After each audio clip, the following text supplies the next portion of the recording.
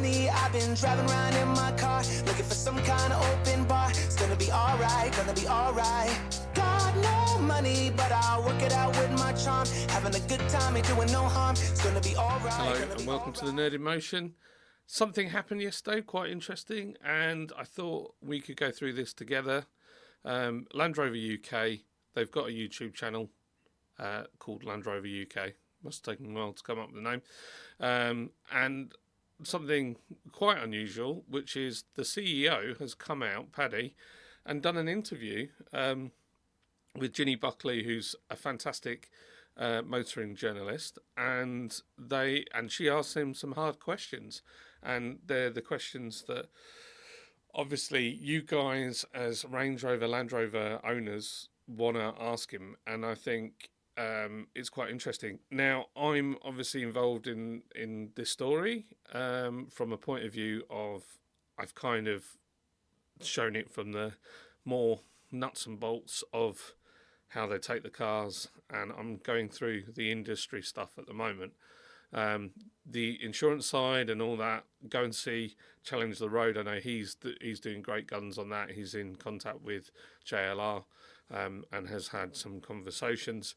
So that's not I'm not getting involved with that bit. Go in, there's just no point. It wouldn't help anybody if there's already somebody really looking at it and has more skills than I do in that area.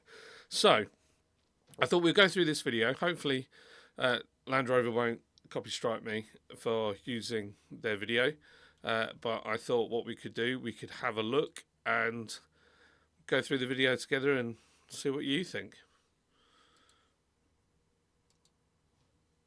Shall I put it on big screen for you? Paddy, just to put some context around why we're talking today, it's against a backdrop of issues that your customers have been facing around vehicle theft and insurance problems. And of course, I'm not a Jaguar Land Rover employee, I'm an independent journalist, and you've said today that I can ask any questions that I feel your customers may want to put to you, yeah? Yep, of course. You ready? Yeah, absolutely, let's do it. The vehicle theft is having a big impact on insurance, so let's turn to that now. I mean, I myself know anecdotal stories of owners who have been forced to sell their cars because they perhaps can't get insurance, or their quotes are coming in suddenly at many, many multiples of the price their premiums used to be. What are you as a brand doing to try to support those customers? So, and absolutely we are aware of that, Ginny, and we understand our clients' frustrations around that. So there are several things we're doing across many fronts here to really address the heart of this issue. One is we are working with all the major police forces around what do we need to do to stop these organised crime gangs, how do we help with them, and we're working with the police forces around how do we support and invest in helping them control theft, control the ports, and understand and stop the ability for these organised crimes to do things. I don't know about you guys. If any of you remember, do you remember when they had the Range Rover police cars? I hope that they give the police force a few of them. That would be quite cool. We're engaging with the insurance industry at large, sharing the data. It's really important they understand the theft data that we're seeing, the number of thefts that are happening. When you look at our newest products, the theft rates are incredibly low. So Range Rover at 0.08 and Range Rover Sport at 0.1%. These are incredibly low theft rates, our cars. Okay, he's quoted a couple of vehicles there. Just to give you a background on theft numbers, here it is here. In 2023, there were 924 Range Rovers that went walkabouts. Now, if you compare that with Mercedes, Ford, but it's interesting. So this document was done by Car Lock and Key in the back end of last year, and I don't think it's interesting because it hasn't listed Lexus on there unless it's using Toyota as a sort of overview. But you've got to remember Toyota, there's a lot less Lexus on the road than there is Range Rover. So it says here, in a twist that catches everyone's attention, recent data from the Office of National Stats reveals a 24.9% surge in vehicle theft in England and Wales compared to the previous year. Last year witnessed 130,389 vehicles from being stolen, a substantial increase from 104,435 in 2021. Notably, the theft from vehicles also rose by 9.9%, affecting 212,900 individuals. I think that's probably to do with technology catching up and being more readily available. So, as in technology, in fact, I don't know if I've got one to show you here. No, I don't. So, I used to do mapping, an ECU, Bosch ECU, EDC 17 Tricore came out, and basically it had a security chip in it that meant you could not steal that car. You could not update the software on that car without the going through the security chip. Within a matter of, I would have said, a few months, they'd worked out that if you opened the ECU, there were pinouts. So there were little points that we could basically solder to that bypassed the chip, and then you could read and write it until your heart's content. Previous to that, so the software number always started 10373. That basically, none of those had encryption on them at all. And then 10375 came out, and then you couldn't read or write those. But then those got beaten quite quickly. And now you don't even need to take the ECU out at all because they've found another way around it.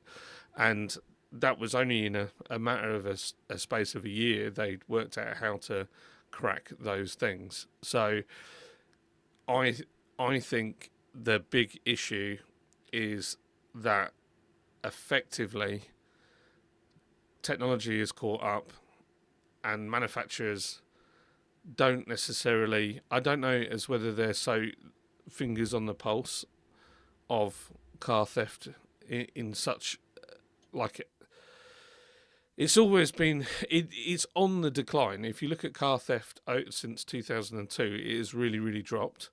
But I think it's got to a place where now technology is starting to get better. You know, people can hack better than they used to. And so these car theft guys are not idiots. And so they're learning.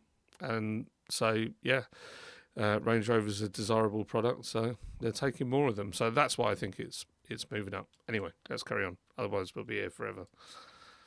Are incredibly secure. So we need to give the insurance industry confidence in that, and we're working with them so they understand and they can see that data and have the confidence to write a product. And we've also launched our own insurance product. So we now have a Land Rover insurance and a Jaguar insurance product to help our clients. So I got told that this was just an underwritten LV product based on a 30 days terms in case LV just turned around and pulled the plug. I don't know if that's true. So I can't say, hey, I know that that's factually correct, because I don't know. If any of you guys are there and have an insurance policy, I'd be keen to have a look at the small print and see what it says. Able to get a competitive quote to keep themselves mobile.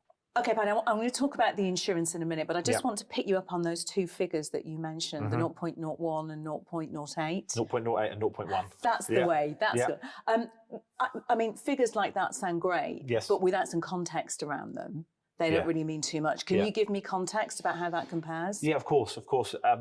I guess it's important that the kind of industry averages and those stats are not things that we can publicly declare, but when we look at those stats, when we look at those comparisons compared to what we've known in the past, and when we look at industry norms and averages, they are significantly lower than the past and those industry norms and averages. Why are your products so attractive to those looking to steal cars? At the root of this is organised criminal gangs. These organised gangs are pursuing highly valuable targets. We have great brands with great product that is highly desirable. Therefore, these gangs target our products. Okay, these gangs, these criminal gangs, at the end of this, they are not. They also don't just target them to ship them abroad, but they target them for parts. And he might say, I'm sure he says something about parts, but there's a back order of a lot of stuff for Land Rover JLR products. From what I can see on the Facebook groups, and I wonder, I'm just putting two and two together here, if people are stealing them, breaking them, and then selling those parts cheap to people within who are maybe on a waiting list waiting for bits. There was somebody, Jeff Buys Cars did a video yesterday, which is hilarious. Go and watch it, it's very funny. And somebody in the comments there, his engine had blown up and it was like $6,000 or something like that. I mean, and basically JLR weren't doing anything about it. And he's prime candidate for buying a cheap second-hand engine. And if they sell it for, I don't know, $3,000, they're laughing, aren't they, really? So, yeah. And that's kind of could be part of the problem. I'm not saying it is, just my opinion. Opportunists. They are well organised, highly funded, who are looking for the best possible return from their activities. I mean, to be fair, Paddy, there are an awful lot of desirable luxury cars out there. Is it not that your cars are just easier to steal? I think that's a challenging but fair question, Ginny, and the answer to that is no, they're not easier to steal. So our vehicles have been recognised by Thatcham, the UK's leading automotive specialist around security, that we have industry-leading security features in our vehicles. Our vehicles are not easier to steal. It's the desirability that these gangs are well funded to go after and attack and challenge. Okay, Thatcham. Let's talk about Thatcham briefly. Thatcham, I've actually reached out to Thatcham and asked them if they would be willing to do a video with me. I'd love to go down and see what they do exactly. Back in the day, Thatcham were kind of born out of how bad car theft got, or certainly they might have been around before then, but in the 90s when cars were going walkabouts for fun, Thatcham alarms were like the daddy, and you had things like, for instance, Cobra alarms came out, and in fact it's even referenced in the film Gone in 60 Seconds, where I think they steal a Thunderbird. Excuse me, I'm burping. And they take the indicator out and they basically take the bulb out, set the alarm off and stick a screwdriver in the terminals for the indicator and it blows the alarm up.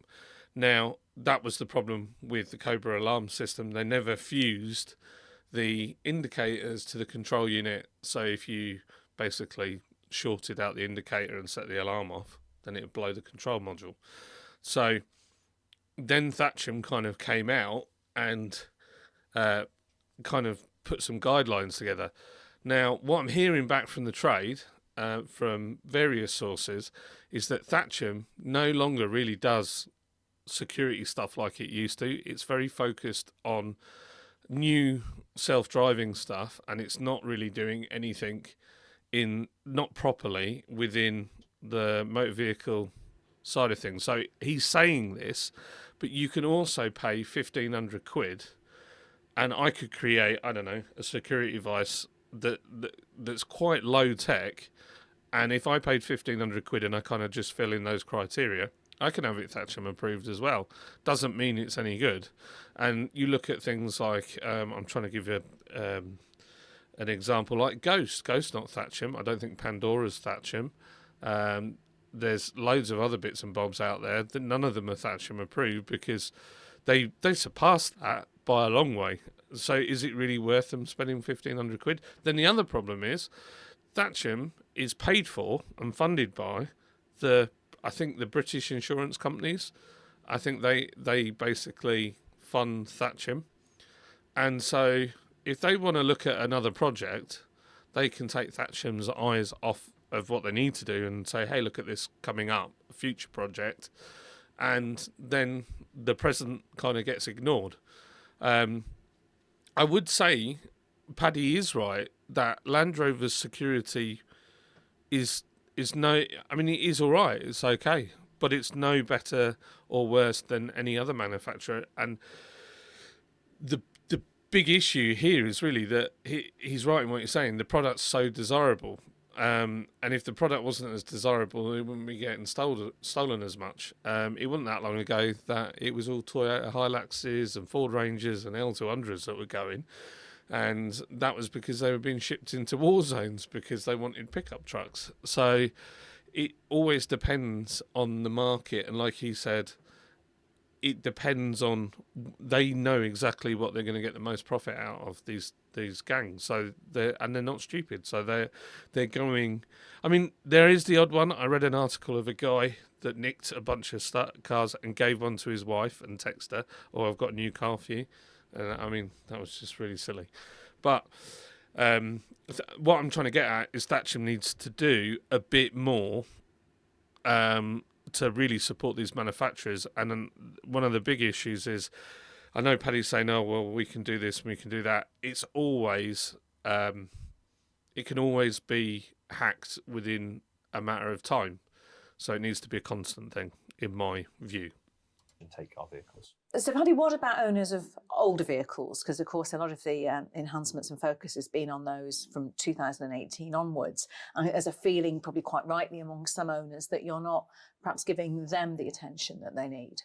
Yeah, fair question, Ginny. I think it's important to acknowledge the software enhancements we're doing on the 2018 to 2022 is to tackle those vehicles where we have seen the higher theft rates and improving the security of those vehicles. And once we have applied the software enhancement to those vehicles are protected from keyless theft entry. For older models, we're actively working on what solutions can we deploy. So our engineering team, our security teams are all assessing what is the software enhancements or other hardware enhancements we can make to those older vehicles. As and when we've got that ready, we will contact all of the owner of those vehicles to come into their local retailer to understand what we can do to help protect their vehicles. I think what's really important is that, and our security team talk about this a lot, is that we just make sure all of our clients are doing the basics really well, making sure we're double locking the car. So that makes sure they are fully securing their vehicle. So that ensures the alarm is fully activated by. Just a quick one on that. Double locking, what he's talking about is also deadlocks. So when you lock your car, it will also lock the handles that are inside the car. So not just the exterior ones, it locks the. So basically, if they smash the window and try and open the door, then they can't open it. Now, on some cars, so on Mark IV Golfs, there's a paddle between the lock in the door and the actual lock mechanism, and it's like a little spade with a hook on the end. We used to take them out for some customers. Then, if the car thief had a lock picker, even if they put the lock in, pick the lock, they still couldn't get the door open because it wasn't connected to anything physical. It's just a spinning thing. So they'd have to like rag the handle off, and then they're damaging the car in a big way, which makes them less resellable. Double pressing the buttons. And we do know from a significant proportion of recovered vehicles from theft that often they are unlocked at point of theft. So double locking the car is really important. Use of our In Control app is really important as well. So therefore clients can monitor their vehicle while they're away from it. So they can remote lock their vehicle. And we have Guardian mode on our apps as well, which will advise a client if they've left it unlocked, the app will notify them they've left their car unlocked and therefore they can lock it. Okay, let's turn to some specifics now. So cars that have been built between 2018 and 2022 are the most effective. And you did a recall, a security enhancement update. How many cars have had this security update? Where are you with that now? Yeah, good question. First thing I'd like to say is it's not a recall. So really important point. This is about us. This is a software enhancement to help our clients improve the security. It's not a recall because if you do a recall, you're admitting wrongdoing, is my guess. But also, it's better wording. It sounds much nicer, doesn't it? It's not a recall, it's an enhancement. A bit like when I worked for Volkswagen Audi Group, I had an airbag once go off in a car when I was sat on it. Not sat on the airbag, sat in the car, and the side airbag fired off, and I wrote the word fire. And you're not allowed to use the word fire. You have to put thermal incident. So that sounds better. Security of their vehicles is not a recall. Isn't for that any of our just clients. language? Isn't No, that just it's like really- you say potato, I say potato? No, it's not, because I think it's an important point Okay. to qualify. It's not a recall. This is a complementary update to improve the security of our clients' vehicles. And this is part of a multi-million-pound investment, well over £10 million for us to upgrade the security of our older vehicles. And as I said earlier, this is around security that was not available, or software that was not available at the time the cars were built, that is now available, that we've developed, that we can apply back to those vehicles to improve the security of those vehicles. And our statistics show once that enhancement is applied, these cars are not stolen through a keyless attack. So where are you at with that rollout of that enhancement? Yeah, so we're doing it in phases. So we're doing it so we can manage it through with our clients, make sure we can do it in a responsible way and also in a proactive way. So with the first phase we launched, which was for old model Range Rover and old model Range Rover Sport, we're just shy of 80% complete on that. About 6 months ago, we launched the next phase. So we're about halfway through that, which is some of our other models. And then as we roll through the completion in each one, and as we sort of get to 80, 90% completion, we launch the next enhancement program. Okay. But clearly what we're targeting is when we look at the theft of data and our client information around insurability, let's target those vehicles where either the thieves have been targeting them or where the insurance industry is less inclined to insure the product. And that's all.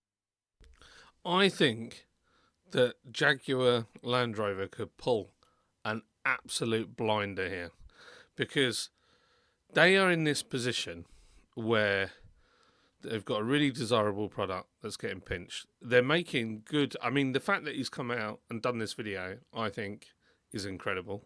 I think that is to be applauded, and there's not many companies that would do that. I just don't think so. He's come out, he's made a video. Jenny's clearly not letting him off the hook. But they have an opportunity here where they could make it so flipping hard to steal a Range Rover that they could be the market leaders in the most unstealable cars that are available. They could just really double down and make their cars well known for, oh, if you have one of them, yeah, it's not going to get stolen unless they tow it away. Yeah, so that's my thoughts. It's also postcode based. So we'll look at where the hotspots are, and then we target the clients there to protect them as fast as possible. Okay, that makes sense. And do you have a date that you're all working to when, you know, all of those vehicles will have had the enhancement? We are working as fast as we can, absolutely. We really need our clients to take action when they receive the letter from us, or so some of this comes through DVLA data that we can see, because clearly some of these cars are 4, 5, 6 years old. We may not have all that client data.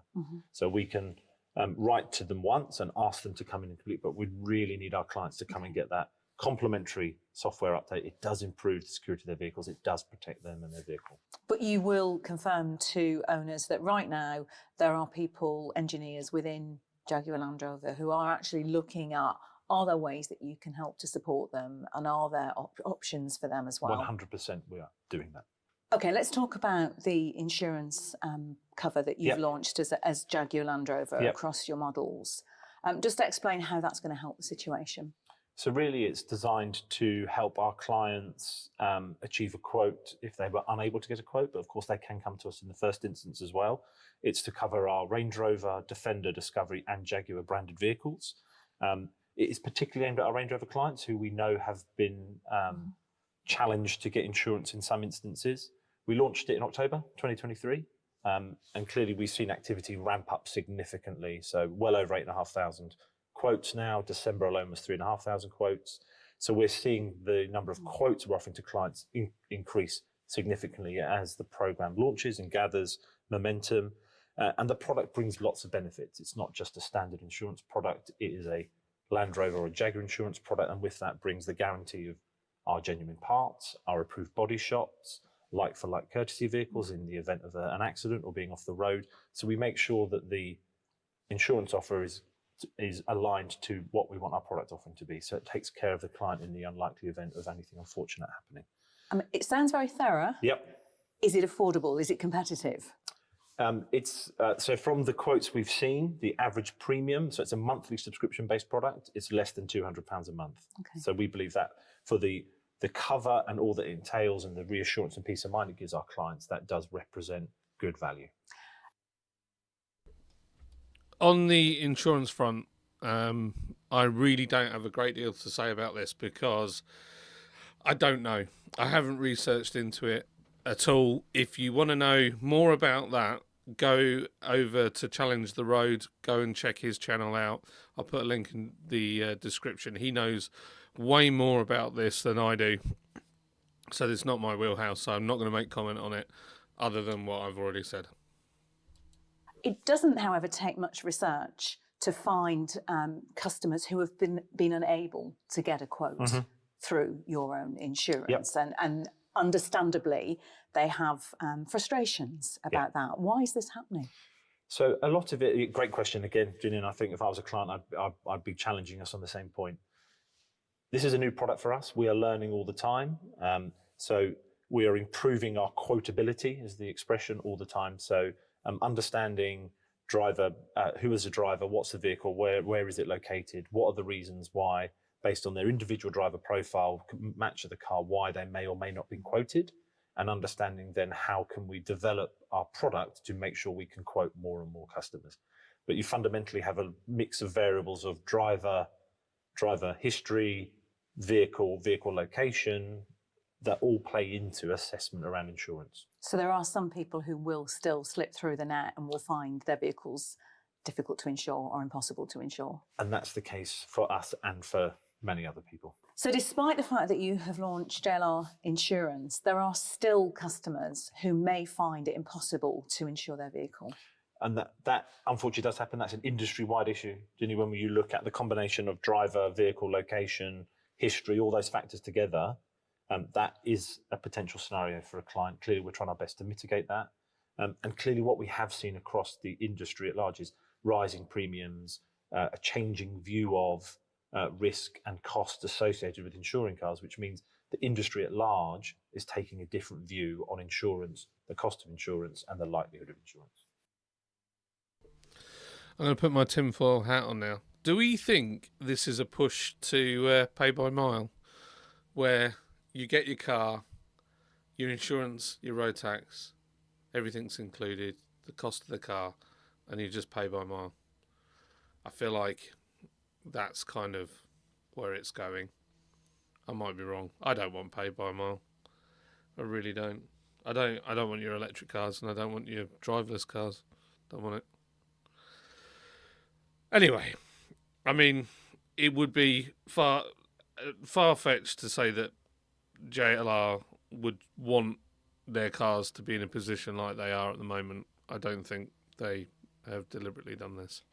But yeah, I'll just put it out there. Maybe insurance companies, they want to change.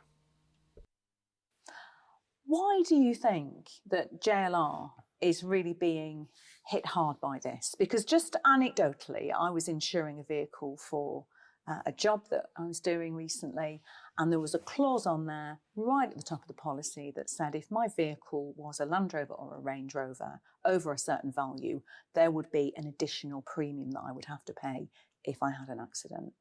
I've never seen that before. So what is it about your cars that are making insurers so wary? And again, fair challenge, uncomfortable challenge, but fair challenge. It's when you look at the historic theft data. Okay. So the insurers have seen a high theft rate on some of our older models. That theft rate is significantly dropping. So with all the security enhancement we've done, and clearly with our newer products, which are very hard to steal, they haven't seen that reflected in their data yet. So when they look at their historic risk, their historic losses, the theft data around our product, which are high value products, which are generally exported, stripped for parts and exported, or then exported as a whole vehicle, the recovery rates are lower. So therefore their costs of insuring and writing off that car becomes higher. So we make up a higher proportion of their risk and their losses. And therefore when they look at their book going forward, is that a risk they're prepared to take? Clearly we're working with them to demonstrate that risk, that historic risk, is no longer present, and we're building their trust around that, and we're sharing the data, as I mentioned earlier. And clearly with our own product as well, we're investing and showing we have enough confidence in our own product as well. And how confident are you that that school of thought is going to change? I'm very confident. We are tackling this in many different ways, from the police engagement, from our own product to working with the insurance industry. We are dedicating lots of people to getting this fixed for the benefit of our clients. We absolutely understand this is a challenge and we need to make this right for our clients. So we will get this right. Now, obviously, we don't have anyone from the insurance industry here for me to question and to put here their side of it. But I do very much hope that at some point we can come back and pick up this conversation Definitely. and perhaps find out that, yes, you know, that confidence was, you were right to have that confidence. But this is a real priority for you personally. Absolutely. Personal priority. This is a daily meetings around this, daily understanding of what's going on. What do we need to get this right? What's the next step in terms of what insurance company do we talk to next? How do we build their confidence? How is our own insurance product performing? When we're understanding who is getting quotes, who's not getting quotes, if they're not getting quotes, why? How do we make sure we can get them quotes? And then also looking at the historic park and security investments we've made in terms of what other investments do we need to make? How else do we protect our cars? What other engineering solutions can we roll out to our older cars to help protect our clients? Paddy, one of the questions. He's on the money there. I mean, if I was a Jaguar Land Rover person, I would owner, should I say? I would be quite happy to hear that. And it's obviously affecting them massively at the moment, and they're not sat on their hands. So props to them if they're doing what they say they're doing, and having meetings every day, and they're pushing that. That's fantastic. Somebody said to me, it was in the comments, just fit a ghost system to all the old cars. And there is an issue with that. And what I will say is that I'm not saying Ghost in particular, I'm talking like more than one manufacturer. If you fit as a manufacturer a security device, so an immobilizer or a tracker, you obviously are limited to where you can put that because of the cost of building the car. And so what happens is the thieves learn where you place those items within the vehicle.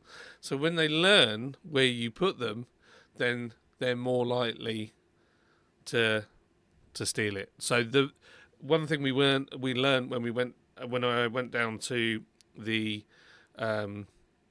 to see Lewis at the OBD company is that basically it's all down to the fitment. It needs to be put in different places. It needs to be buried under the dash where it's like super hard to get to.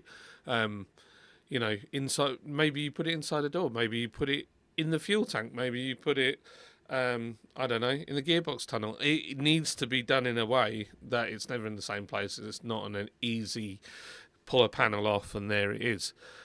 Or the aerial is in the same position on every model, because then it just becomes defeatable. So they're up against it, and I like the fact he's not telling you what they're doing specifically. He's just saying that they're doing something. So it sounds like it's initially software, but there might be that they're doing a hardware solution as well. But he's not telling you whether they are or they aren't, which is great, because ultimately, if they are fitting an aftermarket unit, then I wouldn't want him to be telling the car thieves whether he is or he isn't. So we don't know if he is, we don't know if he isn't. So fair game, Paddy, on that one. I think you said the right thing there, and I really hope that you guys are doing that. Questions that comes up time and time again from customers and consumers generally is about keyless entry. Is it the way forward? Do you need to come up with an alternative? Yeah, good question. So I think probably address that in probably three different ways, if I may. So one is having keyless entry, the ability to walk up. They're great convenience factors for our clients. So the ability to have your keys in your pocket and not have to pull them out. Our clients enjoy not having to get their keys out and use the keys. So it's important, and therefore that the technology behind it is secure. So there's two things I'll touch on there. One is we were the first manufacturer to introduce ultra-wide band technology to our keyless systems. This system is not vulnerable to this type of theft, this relay attack method that the thieves are using. So when ultra-wideband technology is introduced, you cannot go through this keyless entry and this relay attack methodology. The second point is when we're doing our security measures that we're applying to our older vehicles, where we are updating the body control module. This again was another keyless theft method where criminals hack the keyless entry system to start the engine. This security update absolutely prevents that from happening. Okay. So in situations of where the car has the ultra wideband technology or has the BCM update, there is zero attack through keyless entry systems. Okay. And you've been investing in this, have you? Yep. At the moment. So it depends on how clued up they get. How much have you invested? So, the historic part, we spent well over £10 million in developing the software and deploying that software to our clients. Is it enough? We'll continue to spend and invest where we need to solve our clients' problems, to improve the security of our vehicles. I mean, you've just outlined to me there two very common ways that, of course, criminal gangs are stealing and targeting high-value vehicles. Yep. These people are incredibly sophisticated. You know, if they want the vehicles, they will find ways. What are you doing to make sure that as a group you keep ahead, to make sure that you can keep up with them? Absolutely, fair challenge. So again, multifaceted, as you would expect. So we work really closely with the police, the various police forces across the UK, and we have a dedicated team in our security function who have relationships with the police, so we can understand when one of our cars is stolen. We get to see that car, we get to visit and understand why it was stolen, and therefore understand is there something we can learn from? How do we understand, is that an engineering, is that a software update? How can we help prevent that? So you've invested heavily, but of course, as you say, it's criminal gangs that are behind so much of this. And these gangs are incredibly sophisticated. And if they want the vehicles, they're highly desirable. They're going to do their best to get them. What are you doing as a brand to make sure that, yes, you've implemented these measures, but you're aware of what might be coming next? So, yeah, again, great question. If we look at that, we fundamentally engineer our vehicles to be robust against all the methods that we know about, and all of the technology criminal gangs might be using today. So to ensure we have the latest technology, and clearly, as we touched on earlier, that is recognised and endorsed by third-party experts. I will say, when I did tuning and mapping, the Range Rovers certainly weren't the most advanced. If you wanted the most advanced ECUs, control units, it was always BMW. They tend to use Siemens ECUs that were not particularly difficult security-wise to read and write. But French cars are the same. I mean, your Citroens, Peugeots, they had Renaults, my gosh, you could program them with an old mobile phone if you really wanted to. They had Sage M ECUs, they were just so basic.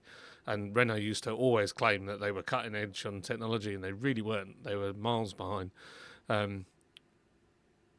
It just depends. A lot of JLR cars have Citroen, Peugeot, PSA engines in them. It's not necessarily a bad thing, because they're an all right engine. Some of them, I think. I don't think they're the most advanced, but I know in later years, in more recent years, they have got better. So, but they weren't always like that. That's my view. But yeah, I think they're definitely trying to make things better. We continue to have a strong residual value. There's good demand for our product there that shows that people still desire our products, and we have the ability to deploy software over-the-air updates to our vehicles, so we can continually enhance. Now that is a game changer, because if they've got the ability to do software updates like that, then there's nothing stopping them being able to do other things, which is you could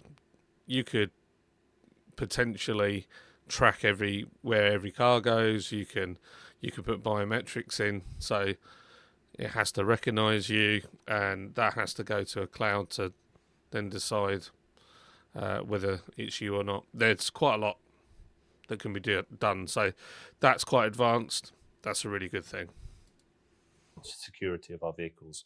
and make sure we're seamlessly and conveniently updating the vehicles for our customers. And of course, we continue to work with police and government around how do we tackle organised crime and really get to the root cause of theft and really make vehicle crime a prioritisation for the police forces across the UK. We're actively looking at how do we fund additional resource into the police to help mitigate and fight against organised crime and around port control.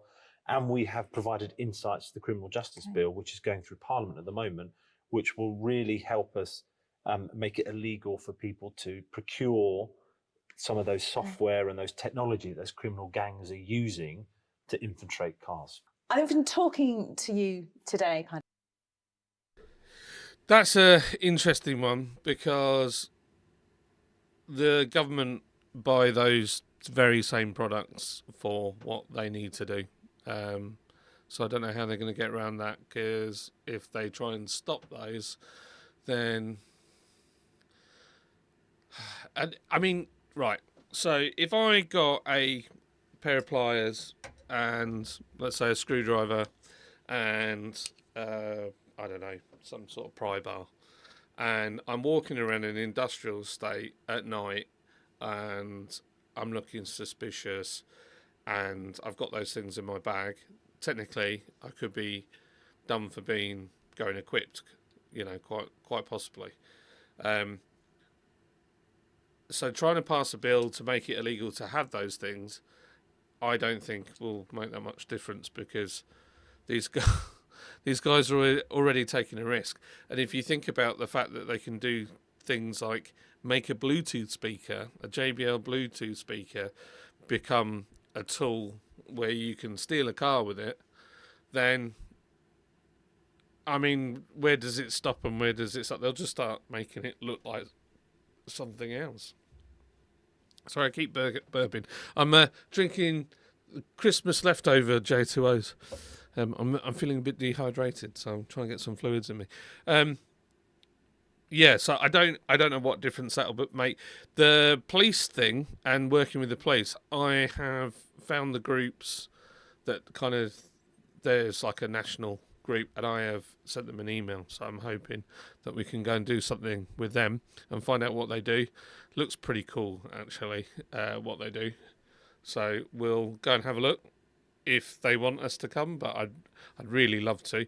If you're watching this, and I'd love to go to JLR and see what they're actually doing. So if they would invite me, so we could physically, not just an interview, like physically see what they're working on, not giving the game away, but just, yeah, this is what we're doing, this is how we do it, this is the resources behind it, and this is what we're going to do to stop thievery.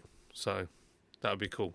So JLR, if you ever watch this, I don't know if you do, I'd be well up for coming, because ultimately, say this again, same as other guys that are saying, I don't want Jaguar Land Rover to disappear. I really don't. I don't want it to be a demise of that company. We seem to cock everything up in the automotive world, apart from motorsport in the UK, and it would be a shame to see it go. It genuinely strikes me that both you, quite personally, but also the company, are now taking these issues that are impacting on your customers really seriously. But this has been going on for years and years. I mean, I've reported on this issue many, many times before. Are you guilty of not having done enough in the past? That's a great and tough question. Do we take this seriously? Absolutely. So am I personally committed? Is the team personally committed? Yes. Do we have the full attention of the JLR board? Absolutely. And we have the funding and resource to fix this for our clients. We have taken this seriously for a number of years, and a lot of the solutions that we've now got in market, clearly they take a number of years to develop and understand, and we have to invest, and then we can release the software enhancements, the security enhancements when we've robustly tested them, and make sure they're fit for purpose. So when we launch it, it works. So it's really important that there is time invested in getting things right before it comes to market, and that's a number of years in development. The work with the police has been ongoing for a number of years to understand how are our vehicles being attacked, what are those theft things, and how do we then counter them? And absolutely, the engineering and the work we do at Thatcham, that has been going on for a number of years around how do we make sure security of our vehicles is industry leading. Okay. What would you say to customers out there? And let's face it, you have an incredibly loyal customer base. You know, you really do. But what would you say to customers who perhaps now are thinking, well, I don't know if I might try a different brand next time. I'm not sure if I want these issues, if I want to pay premiums that are that high. What would you say to them? I would say understand their challenge. I would ask them to talk to their local retailer, talk to the teams they have the relationship with, understand our latest brands and products, how that product works for them, and how the work we're doing with insurance and our own insurance product will make sure that the whole ownership package is attractive to them. Because I'm confident, we've got great brands, we've got great products, they really work for our clients, and we will make sure that they have the ability to access those products more and more again in the future. Okay, I'm going to start to wrap this up now, but I'm just interested to know from your point of view, what next? What are your next steps, I guess, both personally and also as a company?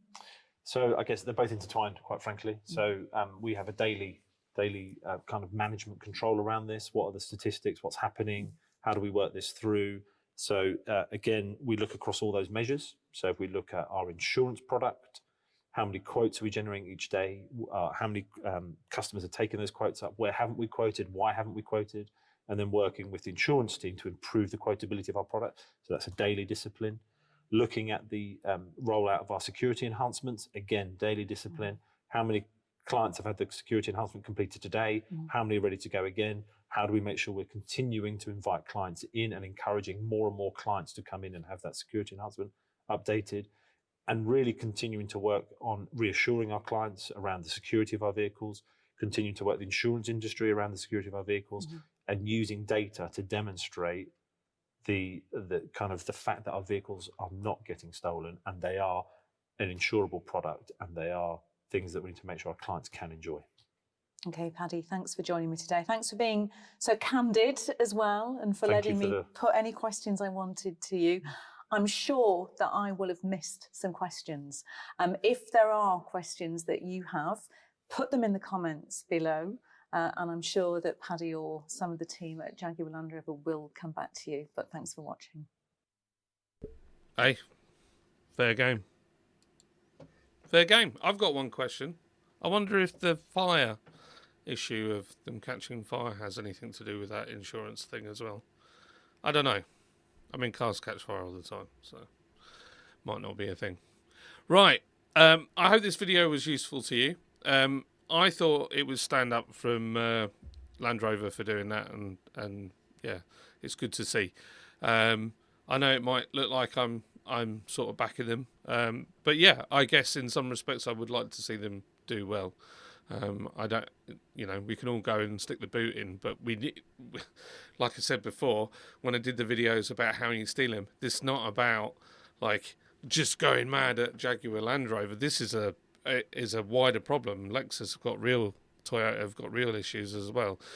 Ford with their Fiesta getting nicked every 2 minutes. We need to have and educate people properly how their cars get stolen, and then that way you guys can make your decisions on what you need to do to stop it. And it's great to see manufacturers making the effort to communicate with you guys. So go and watch the video. I'll put the link for this video in the comment, not in the comments, in the description below, so you can go and watch this directly without me waffling over the top. And I hope this has been useful to you. It might not be. It's a long old video, so if you've made it this far, thank you for watching. I've been John at the Nerd in Motion, and have a wonderful week.